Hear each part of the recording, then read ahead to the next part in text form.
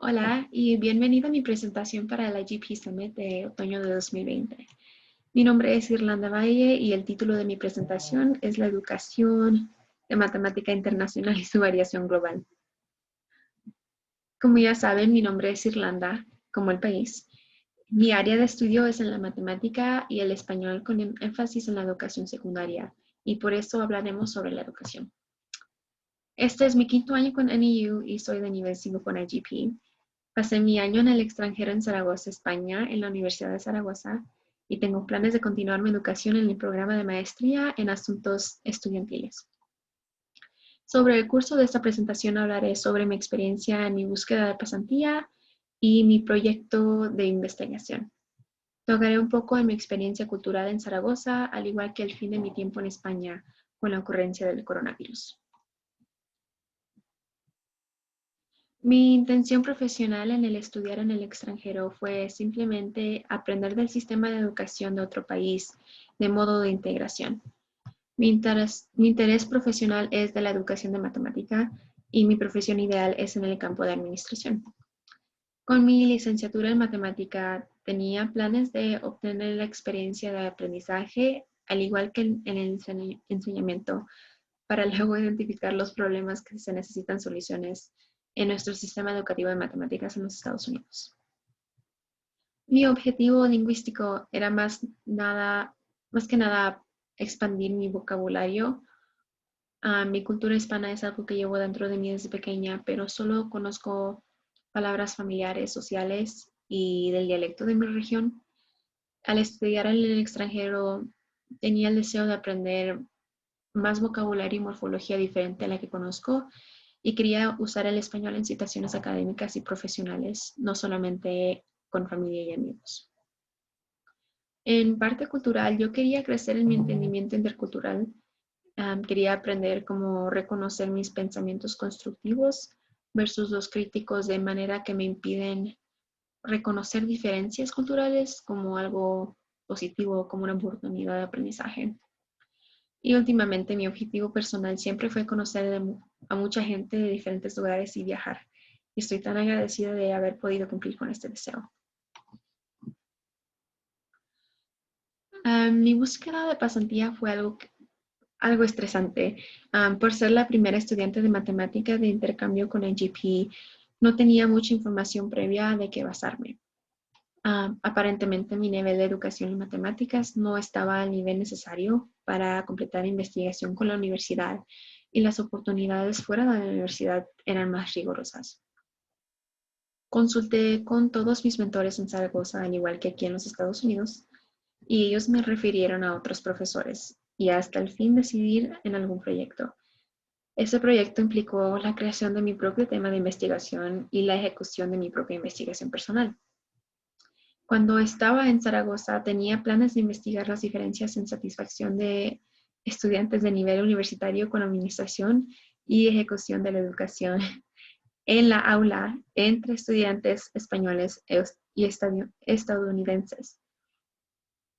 Al fin, tuve que cambiar mi tema ya que ocurrió la pandemia global. Y de regreso en los Estados Unidos, decidí investigar las diferencias en educación de todos niveles globalmente. Una advertencia: no es una investigación típica de IGP. Mi investigación fue basada en mi interés en la educación global. La materia de matemáticas es conocida como una lengua global que todos entienden igual, pero qué tan universal, ay, lo siento, pero qué tan universal es en realidad. La educación es diferente en cada país y eso te lo puede confirmar cualquier persona que haya estudiado en el extranjero. La educación también varía aquí en los Estados Unidos de estado a estado. En Arizona podemos notar que las expectativas en matemáticas de nivel a nivel no cambian mucho. El aprendizaje es muy superficial en cada tema, solo profundizando en los niveles postsecundarios en la universidad.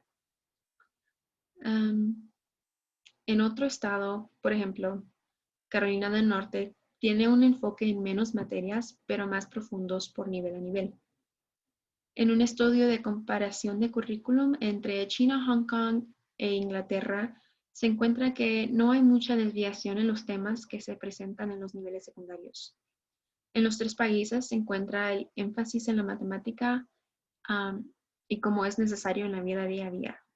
Pero en China es necesario, se determinó que el estudiante individuo contribuirá al desarrollo del país, donde en Inglaterra había un énfasis en el desarrollo del individuo. La idea del desarrollo del país versus el individuo tiene que ver con el tema de individualismo y el comunitarismo. Es el tema de toda mi investigación.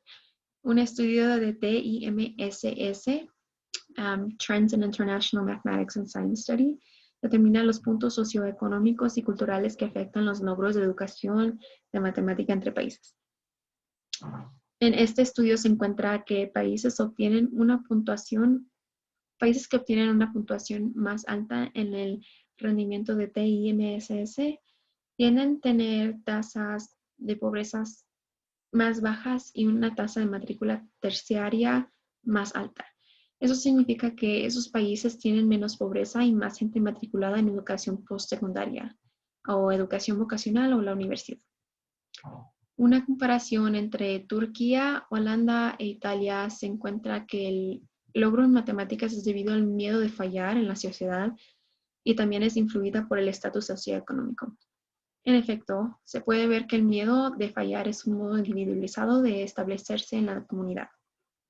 Otro estudio habla sobre la educación en términos de individualismo y la comunidad. El individuo esencialmente forma la comunidad. Esto implica que cuando la comunidad tiene un enfoque en el estatus socioeconómico, se convierte en una comunidad de conflicto y competencia. En mi investigación determino que la educación de matemática no es un tema libre de la influencia de la cultura, sino un producto de la cultura. Quiero empezar con hablar de un modelo de Dierdorf que explica la competencia intercultural. La competencia intercultural es un modo en que interactuamos con otras culturas efectivamente y apropiadamente. El modelo de Dierdorf es un modelo que encuentro es más comprensivo y con el cual identifico mi experiencia. Es un modelo cíclico que yo interpreto no tiene un comienzo definitivo, pero se nota que hay dos distinciones, el proceso individual y el proceso interaccional. El comienzo de experimentar una cultura nueva empieza con curiosidad y descubrimiento. Esto no significa el respeto, sino la tolerancia de lo nuevo. Con el tiempo uno va entrando más profundamente a la cultura, que es cuando empezamos a evaluar y interpretar lo que aprendemos. Luego comenzamos a adaptarnos y ser más flexibles y a la vez practicando la empatía hacia la cultura. Últimamente podemos comunicarnos apropiadamente y efectivamente en situaciones interculturales. Yo siento que al fin de mi tiempo en el extranjero estaba al punto de realizar la competencia intercultural en ciertos aspectos. Yo propongo que hay algunas cosas en las cuales se puede adquirir rápidamente la competencia, pero toma tiempo en otros asuntos. En la cultura académica me faltaba mucho que hacer para llegar a la adaptabilidad. En costumbres sociales ya me había adaptado al cafecito y a la siesta.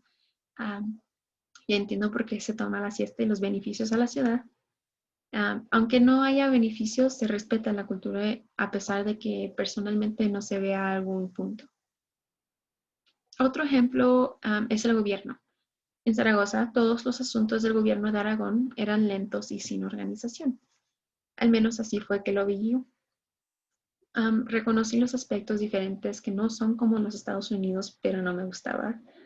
En ese momento tenía una actitud de tolerancia, pero no de empatía.